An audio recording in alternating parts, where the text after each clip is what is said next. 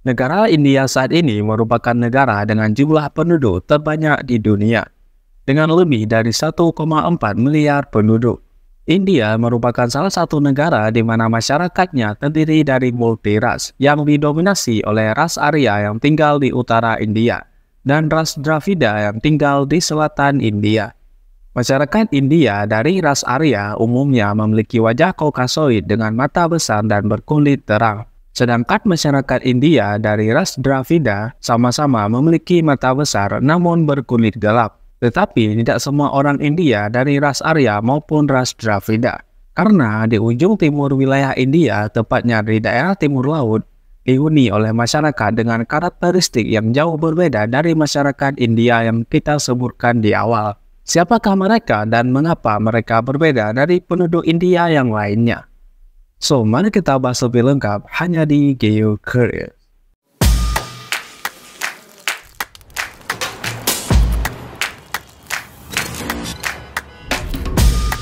Jadi, India Timur Laut adalah wilayah yang terdiri dari 7 negara bagian utama, yang sering disebut sebagai Seven Sisters.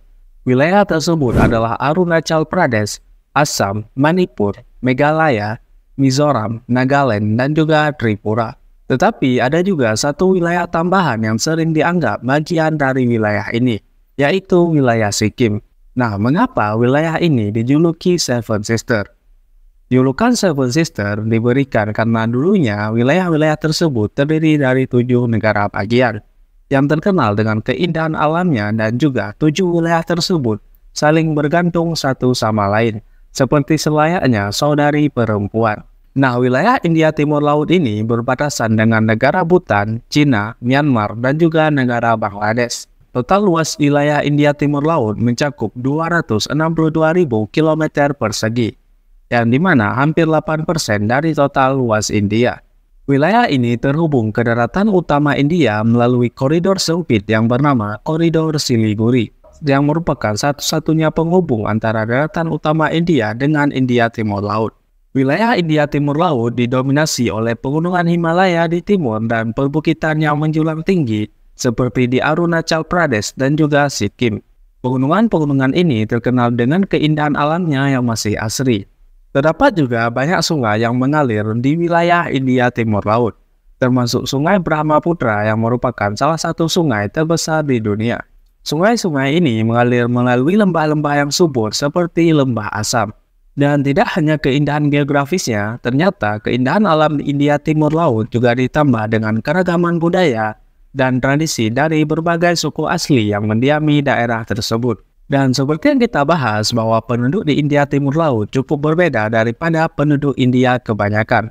Karena sebagian besar penduduk yang tinggal di wilayah India Timur Laut berasal dari ras Mongoloid yang memiliki kulit kuning langsat dan juga bermata sipit, yang mirip dengan orang-orang di Asia Timur dan juga di Asia Tenggara.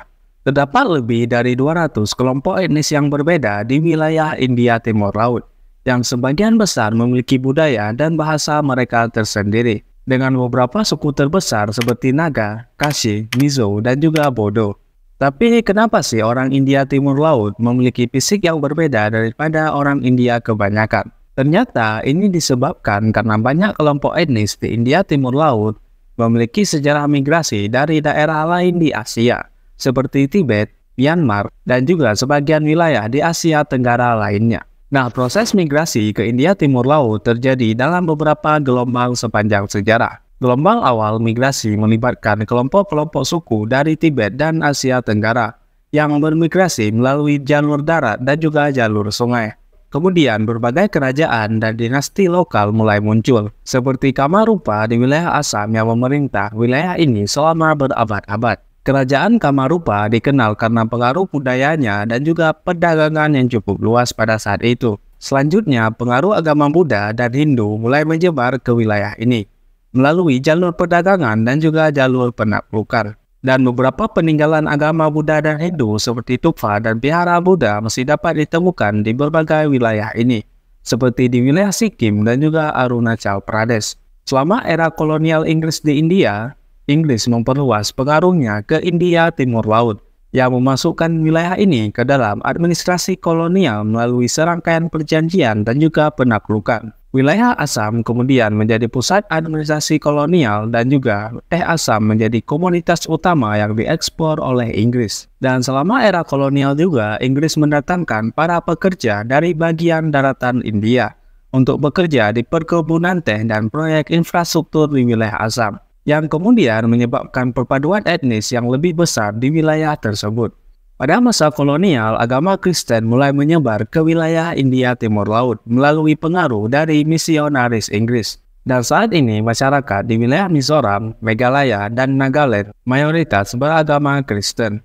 Dan berbagai migrasi ini telah menghasilkan keragaman etnis dan budaya yang sangat besar di India Timur Laut, yang dimana setiap kelompok etnis membawa serta bahasa, adat, dan juga tradisi mereka yang berbeda. Saat ini, total populasi India Timur Laut adalah 46 juta jiwa, yang dimana 68% penduduk India Timur Laut tinggal di wilayah Assam saja.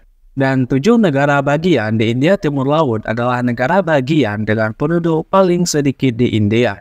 Bahasa yang paling banyak digunakan di wilayah India Timur Laut adalah bahasa Assam sekitar 33%, bahasa Benggala 26%, Hindi 5%, dan sisanya bahasa lain. Dan bahasa Inggris telah menjadi beberapa bahasa resmi di beberapa wilayah India Timur Laut, seperti di Arunachal Pradesh, Nagaland, Sikkim, dan juga Tripura. Agama Hindu adalah agama mayoritas di negara bagian India Timur Laut, dengan persentase 54% pemeluk agama Hindu. Terdapat juga agama lain seperti Islam 25%, Kristen 17%, Buddha 1%, dan sisanya agama lain. Agama Hindu adalah agama mayoritas di negara bagian timur laut Assam, Tripura, Manipur, dan juga Sikkim.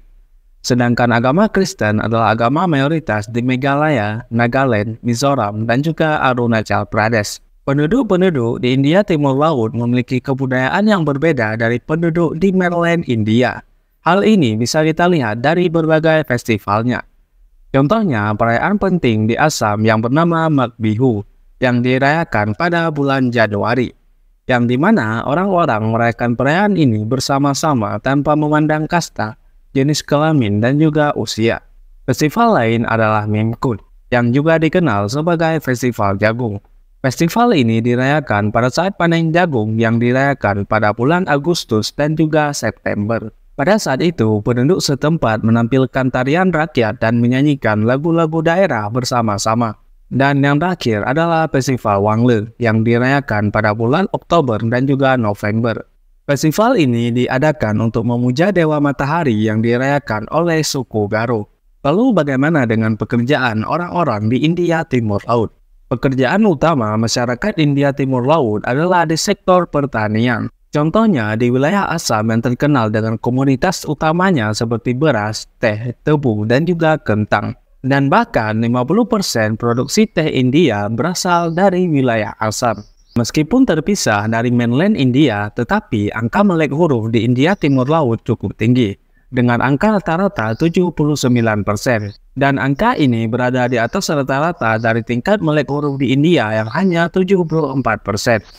Tetapi sayangnya, karena orang India Timur Laut memiliki tampilan fisik yang berbeda, tidak jarang mereka mendapatkan perlakuan rasisme. Dan perlakuan rasis ini juga berdampak ke pekerjaan mereka. Salah satu contohnya ketika mereka merantau ke kota besar di daratan utama India, mereka akan susah mendapatkan pekerjaan hanya karena suku atau ras mereka. Dan ini cukup miris padahal tingkat melek huruf di India Timur Laut cukup tinggi. Dan ini berpotensi untuk tenaga kerja yang lebih berkualitas. Dan dalam beberapa kasus, tingkat rasisme terhadap orang India Timur Laut dapat menyebabkan kekerasan, termasuk pembunuhan, terutama untuk para perantau. Dan kalian tahu alasan dari kekerasan ini cuma karena fisik dan bahasa mereka yang berbeda. Dan ini sangat disayangkan, padahal meskipun secara budaya mereka berbeda, tetapi mereka tetaplah warga India, yang harus diperlakukan sama dengan warga India yang lain. Dan tentunya mendapatkan hak mereka sebagai warga negara. Tapi bagaimana menurut pendapat kalian tentang orang India Timur Laut ini?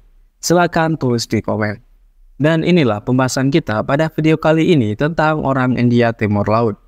Terima kasih telah menonton video ini. Jangan lupa tinggalkan like, komen, dan juga subscribe. Sampai ketemu di video selanjutnya. And bye-bye.